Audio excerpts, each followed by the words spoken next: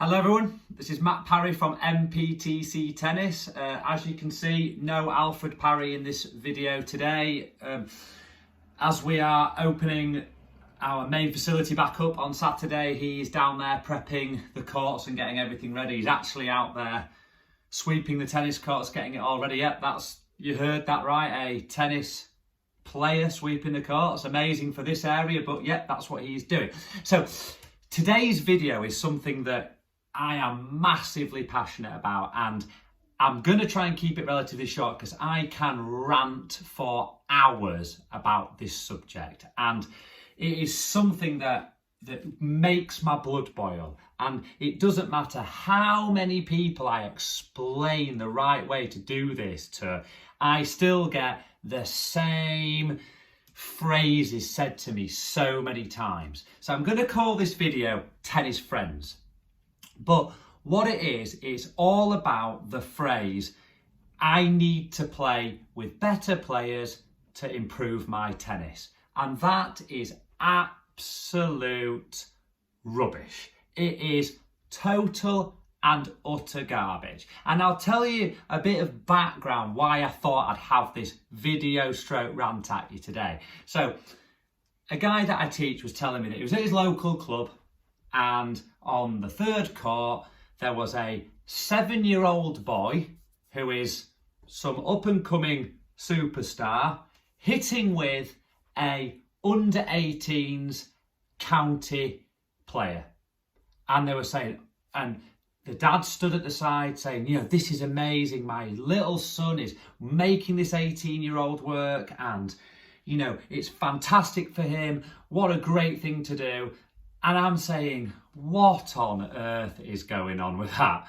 So this is my thoughts on it, is you don't need to play with better people to get better at tennis. It's actually to your detriment to play with better people, because when you're pushed so far out of your comfort zone, you don't practice what you're learning. You are just rushed and you are just doing anything to survive, basically. So before we go into why it's bad to hit with better players, I'll tell you why it is great to hit with people that aren't as good as you. And this is why if you come and look at any of my squads, there will be a mix of abilities in a group. So I will expect all my top players to play with people the level below, always. Absolutely always. Because if you're learning something, and let's pick a really simple, a simple tactic. Say you're learning, when should I hit the ball down the line? When should I take that ball down the line? If you're playing with somebody that is a level below you, the ball's a little bit slower. So you actually have a little bit of time to think about your tactical intention. If you played someone that is a level above you, the ball is getting screamed past you every time. You have no time and no chance to work on your tactics. So you have to play with, best case scenario, someone your standard, even better, the level below you.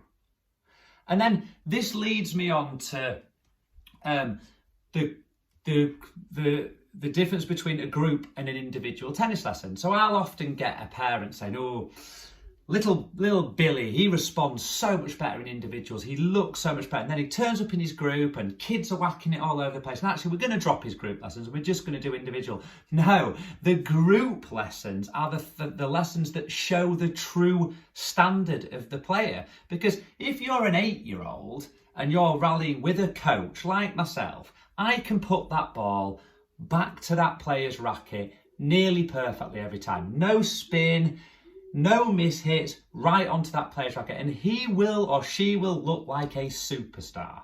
But then they go into their group a few days later and the person who is hitting to them is not a trained coach, isn't a high level player, and the ball is mishit and it's flying all over the place, and then suddenly that player doesn't look as good. Well, that's the true reflection of that player, because if you go to a competition, that player will be playing other 8-year-olds who hit the ball like an 8-year-old. So if you put your 7 or 8-year-old on with an 18-year-old, they are never going to face a player like that in a tournament. They may face a player like that when they're 18, but what is the point of, say, paying an 18-year-old to hit with your 7-year-old when they're never, ever, ever going to get that sort of tennis in any capacity at all. And this leads me on to what I say to all my players, and it's you need tennis friends. And this links in. So it is massively important that you have a pool of tennis friends, not coaches, not people you're paying to hit with you, tennis friends of all abilities, some a little bit better than you, some the same as you, some lower, some 2 levels lower, that you can call upon at any time to hit with.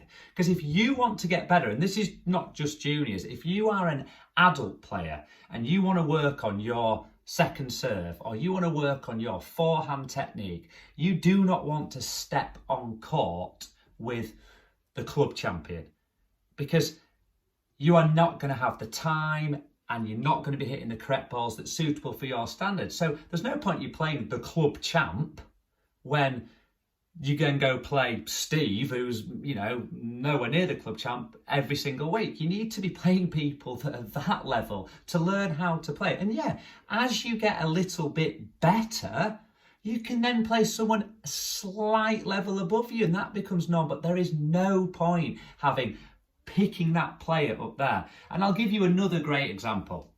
A great example, and this is another thing that makes my blood boil, is when I get the parents of good juniors saying, oh, this week, you know, I've arranged for them to hit with, you know, Jonathan, he's in the men's first team. And I'm like, why would you want to put a performance level 14-year-old boy against a man who plays a totally different tennis to they ever get? You know, a first team doubles man that might chip and charge, do loads of slices. Yeah, people be screaming this kind of, yeah, they need to learn how to play those slices. They need to learn how to play those guys. No, they don't.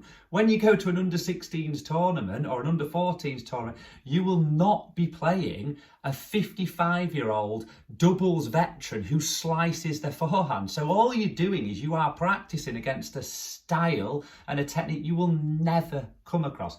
If I was a 55-year-old first team vet, you know, that type of player, I would want to be playing with other 55-year-old or 60-year-old, whatever, veterans or whoever that's my level to improve my standard at that level. So I know this sounds like a bit of a rant, but you have to get your head round, guys, that if you want to improve your tennis, you absolutely have to be willing to play with people below your standard.